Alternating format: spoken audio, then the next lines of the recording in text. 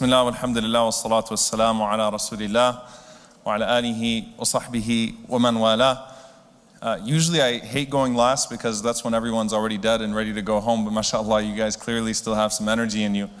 And alhamdulillah, I've heard that the conference has been absolutely amazing. So I ask Allah subhanahu wa ta'ala that everything that you benefited with today, that you're able to use it to elevate your status in the sight of Allah subhanahu wa ta'ala and to better your situation in the akhirah. Allahumma ameen.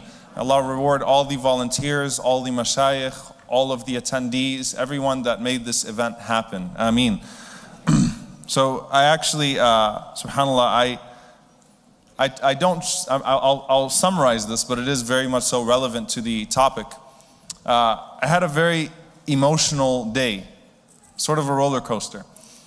So I went this morning to NASA, and that's not why I missed the talk. I'll explain to you in a minute why I missed the talk.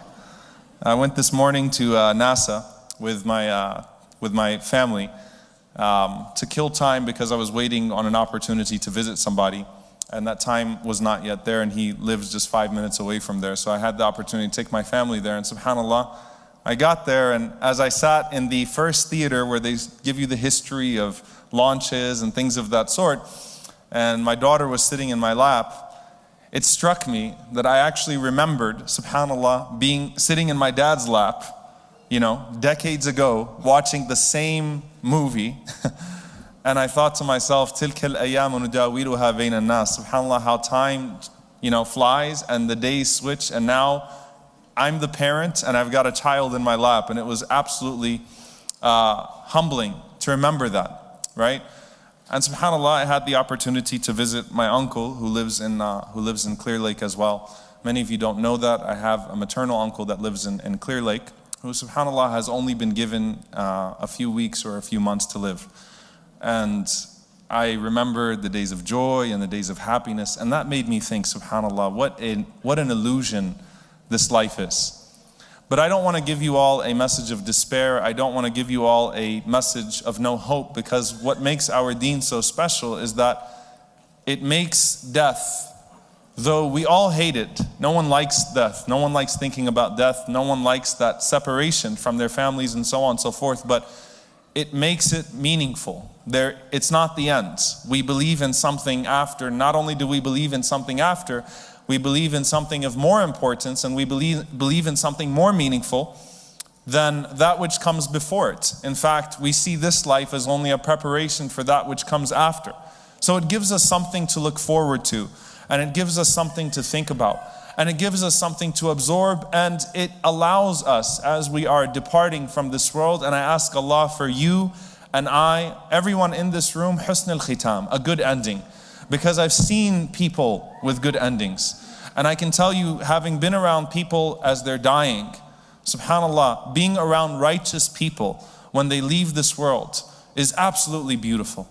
You see smiling, you see calmness, you see tranquility, you see it in their eyes that they're already seeing something, and you can see that they're already longing for something that's coming next. It's absolutely beautiful to see that, because you know that there's something else. I can see Farhan in the front row. You're around dying people all the time in the ER.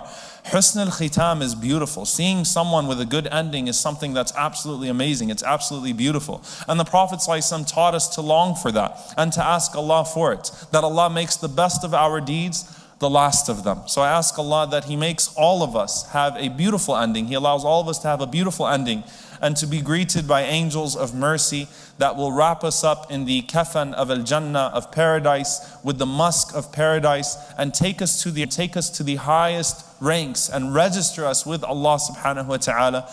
Because verily, if that time is good, then everything that follows is good.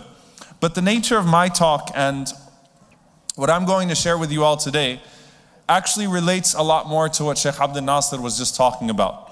What Sheikh Abdul Nasir was talking about were ayat and signs in the Quran, and the signs that are to make you stop and pause and reflect and reassess everything.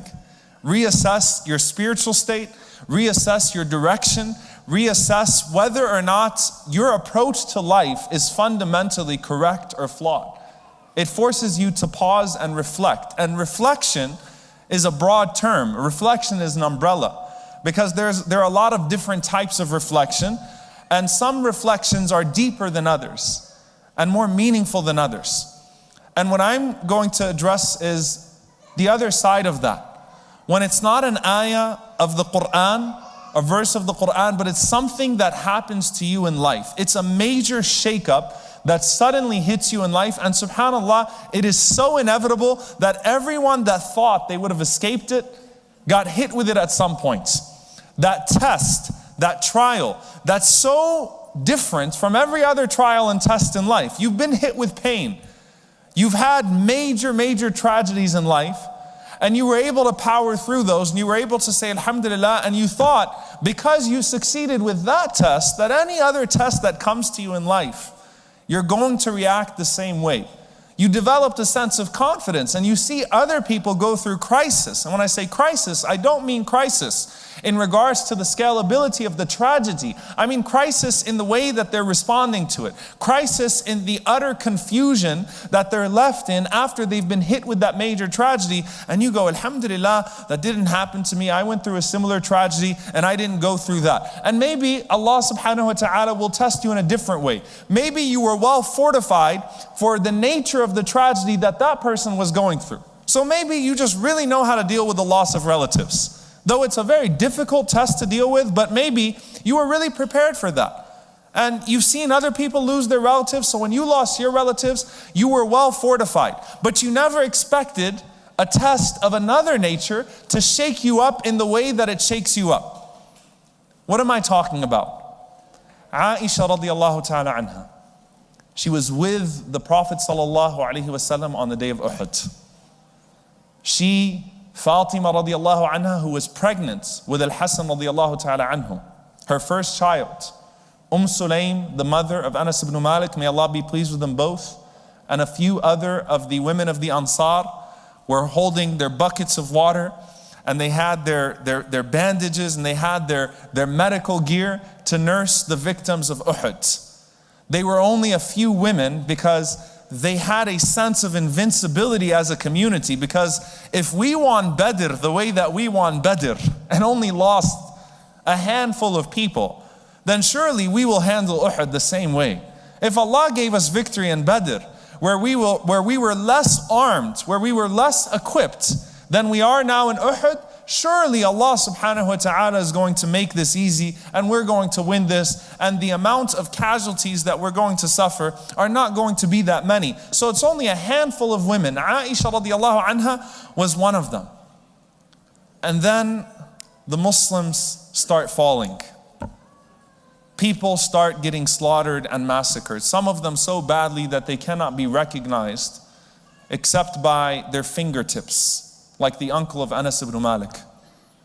And suddenly there is chaos and tragedy, and Aisha radiallahu ta'ala anha says, we lifted our abayas. The anklets of the women showed because they lifted their abayas, because they were running to the battlefield, trying to nurse all of these people that are falling dead, trying to nurse all of these people that are critically wounded.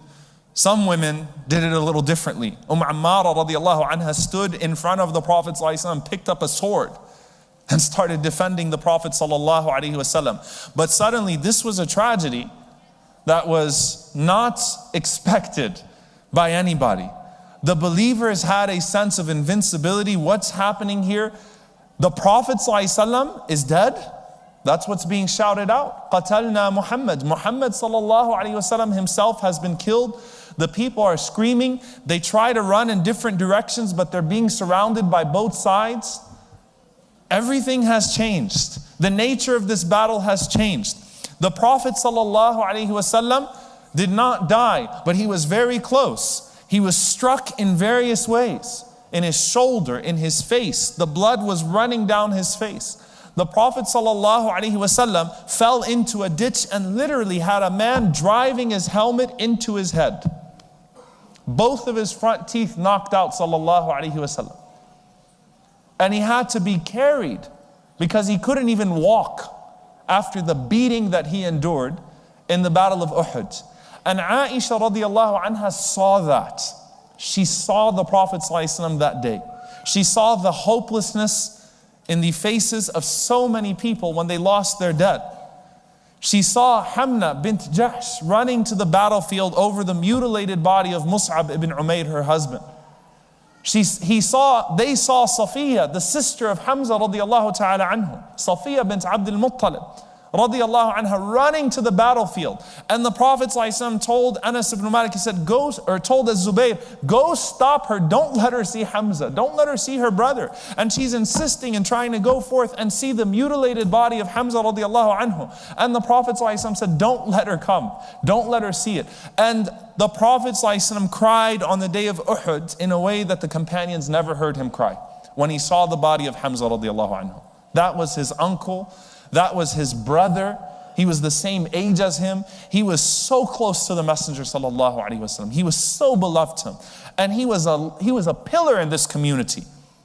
One of the first strong men, if not the first strong man to embrace this faith. And now he's lying dead and mutilated. That hurt. And the Prophet ﷺ cried a lot. And Aisha radiallahu anha, she remembers nursing the wounds of the Prophet sallallahu alaihi wasallam, and the despair in the city of Medina, losing all the people that they did. Why do I give you this lengthy introduction? Because Aisha radiallahu anha said, I asked the Prophet sallallahu alaihi wasallam, was Uhud the worst day of your life? Because she saw that. And she could not imagine a day more horrendous than the day of Uhud. She could not imagine a bloodier day, a day of more hopelessness and helplessness than the day of Uhud. Ya Rasulullah, was that the worst day of your life? And the Prophet ﷺ said no. It was actually the last day of Ta'if. It was actually the last day of those 2 weeks of calling the people of Ta'if to Islam and being rejected in the way that he was rejected sallallahu alaihi wasallam, and being run out, pelted with stones, and finding himself sallallahu alaihi wasallam in a lonely place under a tree where no one else is with him, and only Allah subhanahu wa ta'ala sees him and hears him. In a lonely place where he could not complain to anybody other than Allah, where he did not have emotional support, where no one cared that he was crying the way that he was crying, where no one cared that he was wounded. That was the worst day of my life. Why? Did the Prophet ﷺ bleed more on the day of Ta'if than he did on Uhud? No. He bled more in Uhud. In Ta'if he was pelted with stones and words. In Uhud he was struck with swords sallallahu alaihi wasallam and literally almost killed. But Ta'if was worse.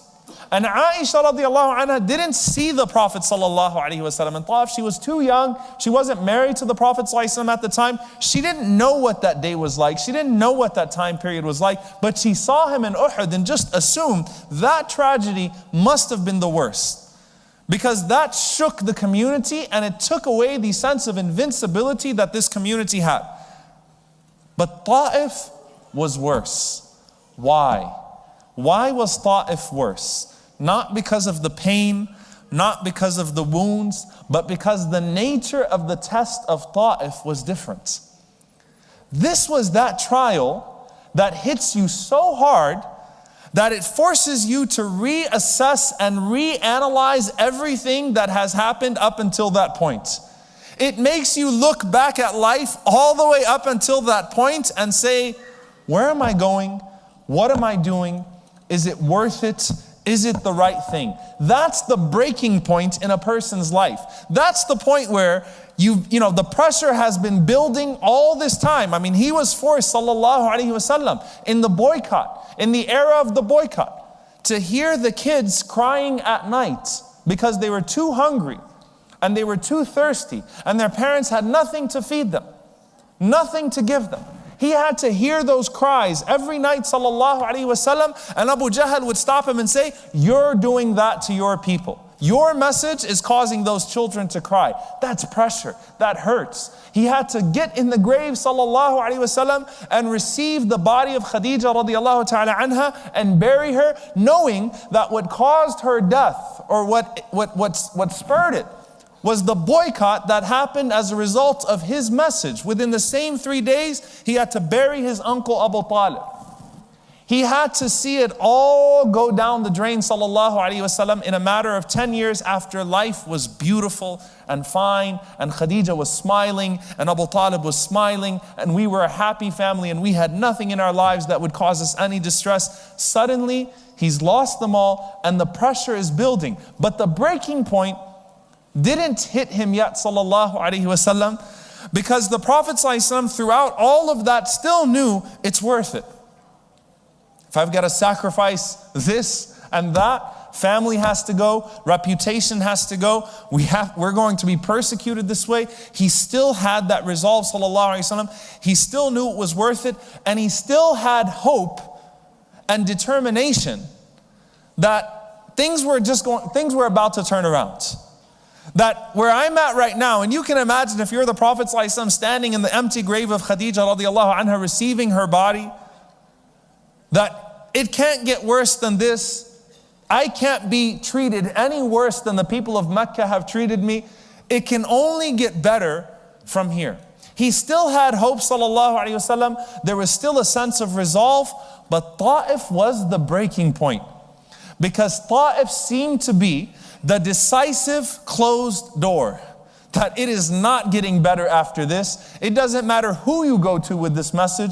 Each and every single time, the intensity of the rejection is only going to increase. And now the Prophet ﷺ is sitting under a tree in a Sayl al-Kabir, right around the area of Ta'if, and looking up and wondering, Ya Allah, Ya Allah, what is it? What now? What is this a manifestation of? Is this your anger with me, Ya Allah? What's going to come next? If I've been rejected by the people of Mecca, and I've been rejected by the people of Ta'if, and I've lost my family members in the process, what is possibly going to change now? What comes next? And is this a manifestation of your anger?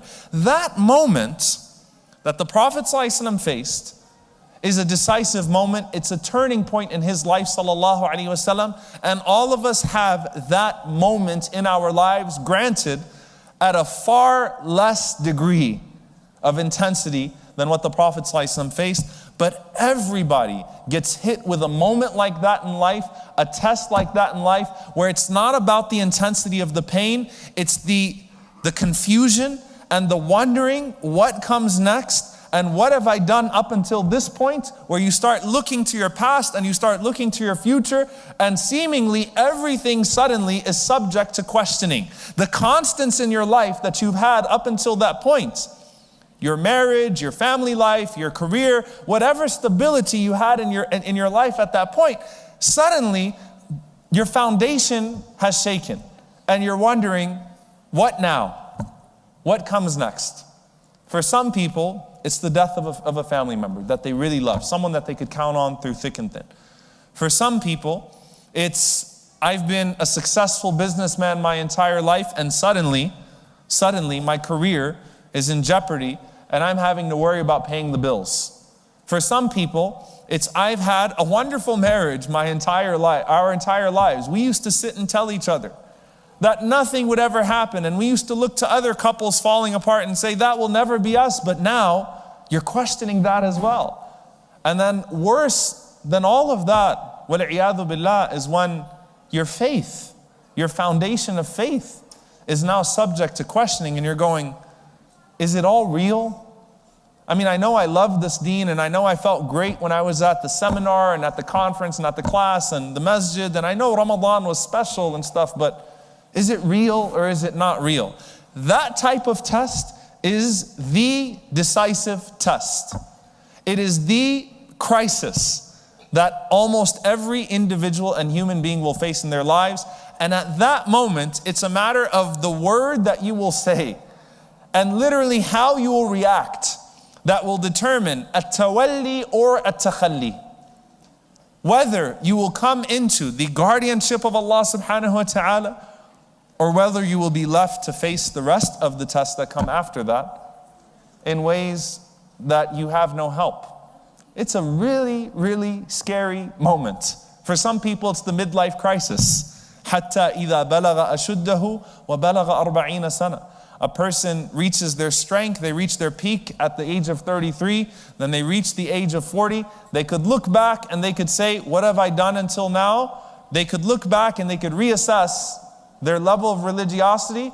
And in this case, what Allah mentions to us, قَالَ رَبِّي أَوْزِعْنِي أَنْ أَشْكُرَ نِعْمَتَكَ الَّتِي أَنْعَمْتَ عَلَيَّ وَعَلَى وَالِدَيَّ. The person who reacted positively and said, oh Allah, I recognize this ni'mah now. I recognize this blessing. I recognize the great burden that my parents incurred because of me and what they've done for me. I recognize that I'm at a very decisive point in my life.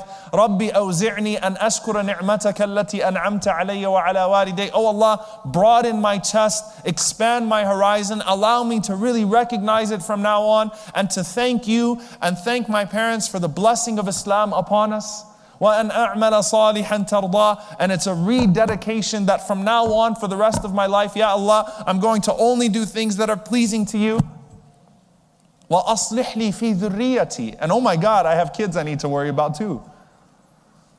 Oh Allah, make them righteous. Don't let them have to go through the trials that I went through. Don't let them have to go through the confusion and questioning that I went through. أَصْلِحْ لِي فِي ذُرِّيَّتِي. Oh Allah, correct them. Inni tubtu ilayk. I'm turning back to you, Ya Allah. I've done a lot. Wa inni minal muslimin. And I am amongst those who submit. That's one means of that point in life where it's like, okay, reassess, reanalyze, and it turned out to be the right way. But let's talk about this test as it comes to you. The nature of that test.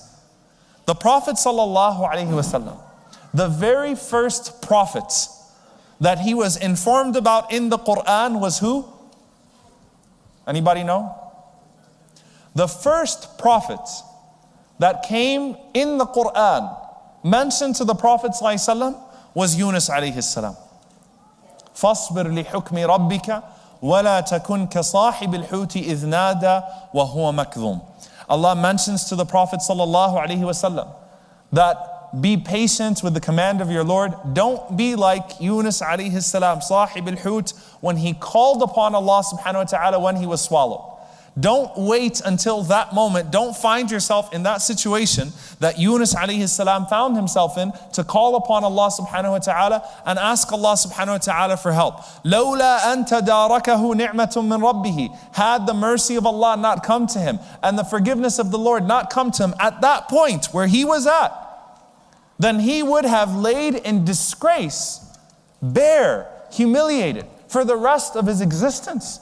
It's amazing. Allah subhanahu wa ta'ala says in the other surah, Allah subhanahu wa ta'ala says, لَلَبِثَ فِي بَطْنِهِ إِلَى يَوْمِ يُبْعَثُونَ. I would have left him in the stomach of that whale until the day of judgment. He would have stayed there forever. Not just in the physical sense, but in the spiritual sense. As one who broke at that decisive moment when that point came to him and abandoned everything that he had up until that point. He would have been in a miserable situation. Yunus alayhi salam would have been doomed, literally, until the day of judgment.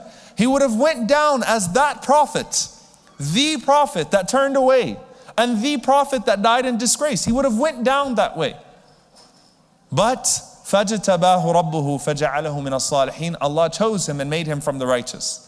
What does that mean? Yunus faced his breaking point. He had that moment where, you know what? I give up on you people.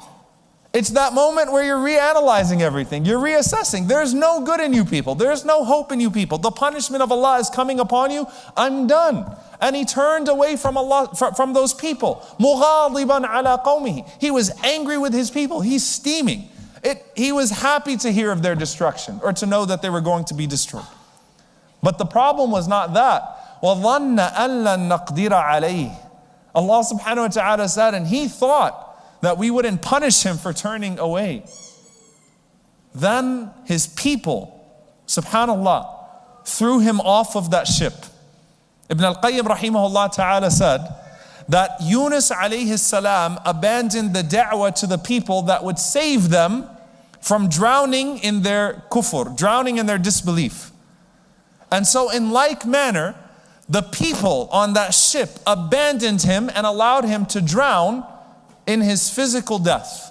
They knew when they threw him overboard, he's going to die. They didn't care because they were trying to save themselves.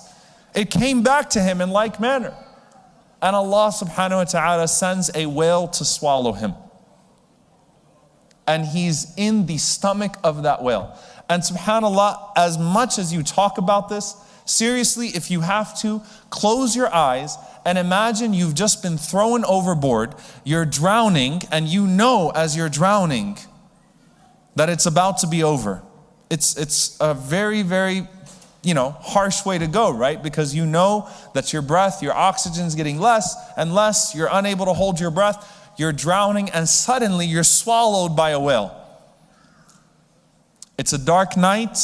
Ibn Mas'ud radiallahu anhu says, imagine the scene. في ظلمة الليل, in the darkness of the night, in the darkness of the ocean, in the darkness of the stomach of that whale. I mean, where am I right now? And where did I land myself in? And you talk about a time to reassess and reevaluate. Literally, in the stomach of a whale. And the acids are eating away at you. And subhanAllah, at that moment, seriously, Yunus alayhi salam, at that moment, that is a moment to really despair. That's a moment to give up. That's a moment to say, it's absolutely impossible, anything good's going to come out of this. And subhanAllah, he calls upon Allah subhanahu wa ta'ala. And it's amazing, he says, Ya Allah, I'm calling you from a place I don't think anyone has ever called you from before. SubhanAllah, I seriously doubt that anyone has ever been in the situation that I'm in right now. I'm calling you from a place I don't think anyone has called you from before.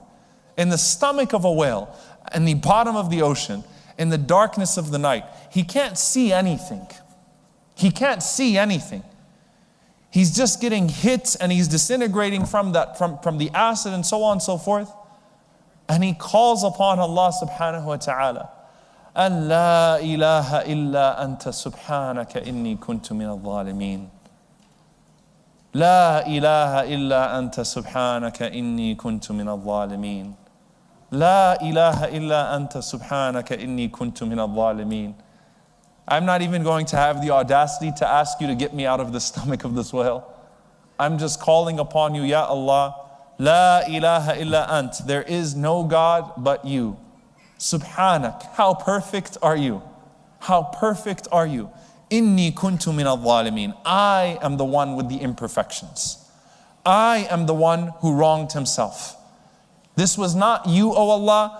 I'm not bitter. It was a moment of realization. And what a moment to have that realization. I have no complaints to you, Ya Allah. I know that I deserve what just came to me. I know that I deserve to be in this desperate situation. La ilaha illa anta subhanaka inni kuntu min al-zalimin. I'm not going to plead my case with you and tell you about how terrible my people are and what they did to me, because the circumstances are irrelevant to Allah subhanahu wa ta'ala. It's not about the circumstances. It's about Allah taking a covenant with you, and you taking a covenant with Allah, and you abandoning that covenant. And Allah told you He would test you. Allah told you He would send you moments like that.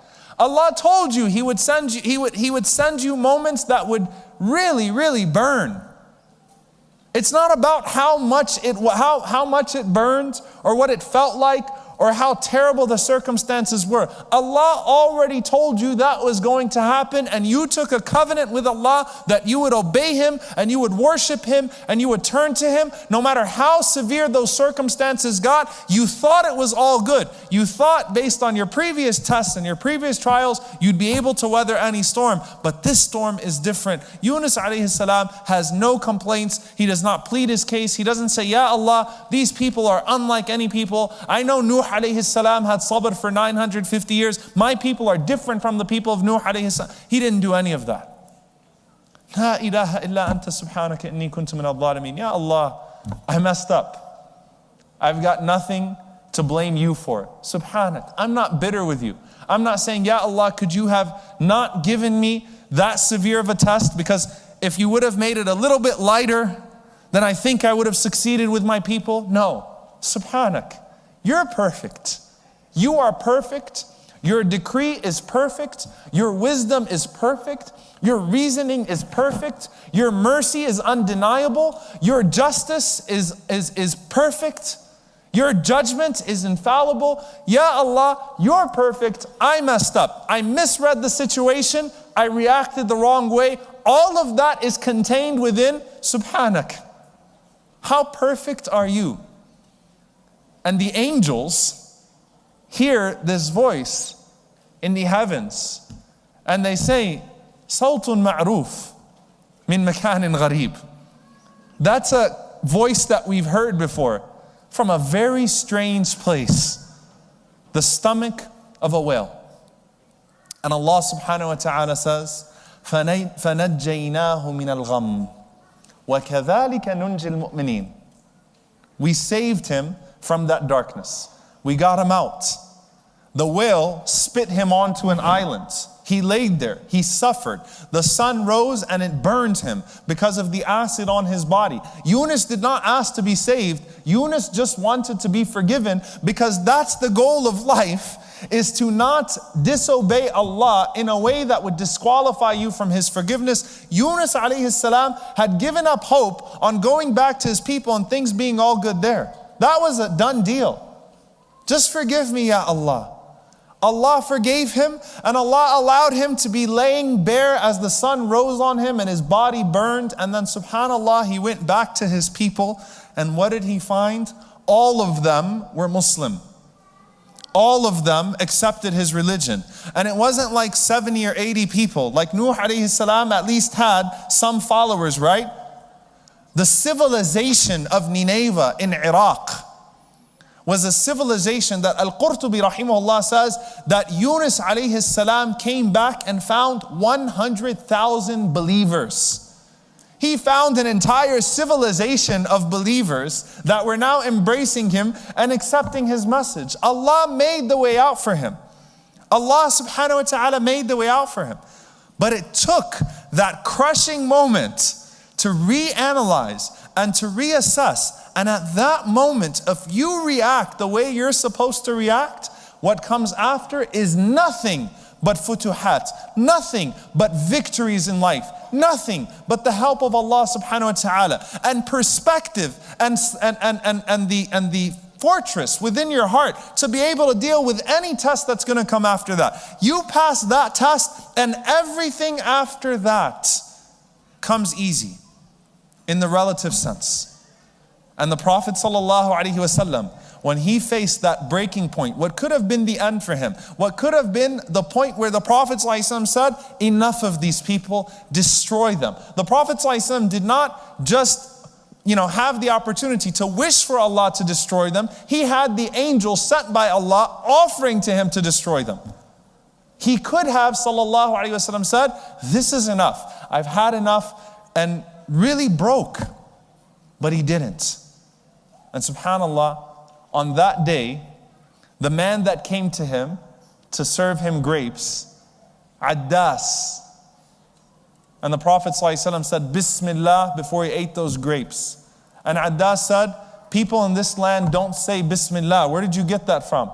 He says, where are you from? He says, Nineveh, in Iraq. He said, oh, from the land of Akhi Salih, An-Nabi Salih, my righteous brother, the righteous prophet, Yunus ibn Matta, Jonah, Yunus alayhi salam, that's where you're from. He says, how do you know?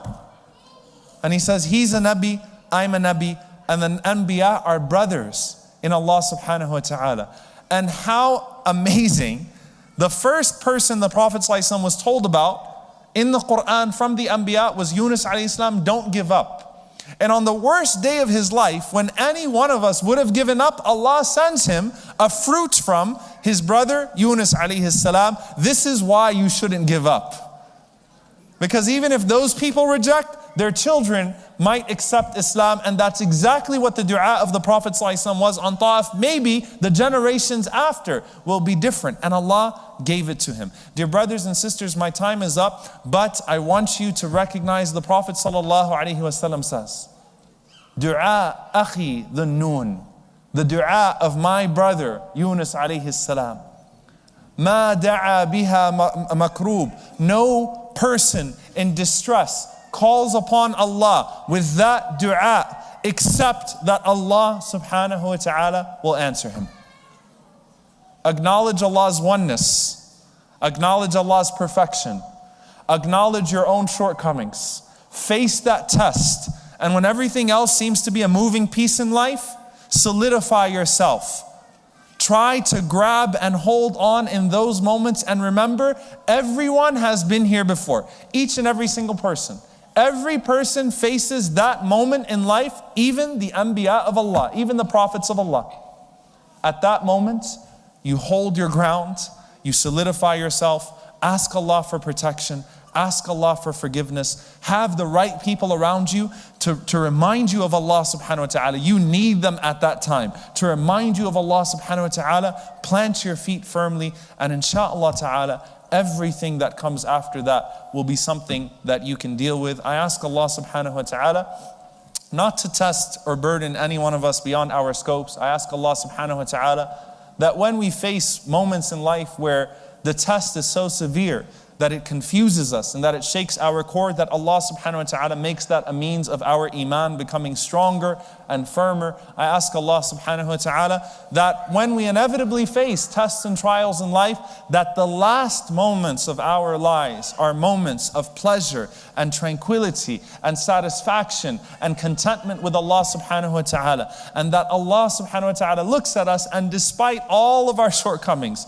and everything that we've brought to that day, Allah subhanahu wa ta'ala overwhelms us with His mercy on that day and for the rest of our eternity. Allahumma ameen. Barakallahu li wa lakum. Wassalamu alaikum wa rahmatullahi wa barakatuh.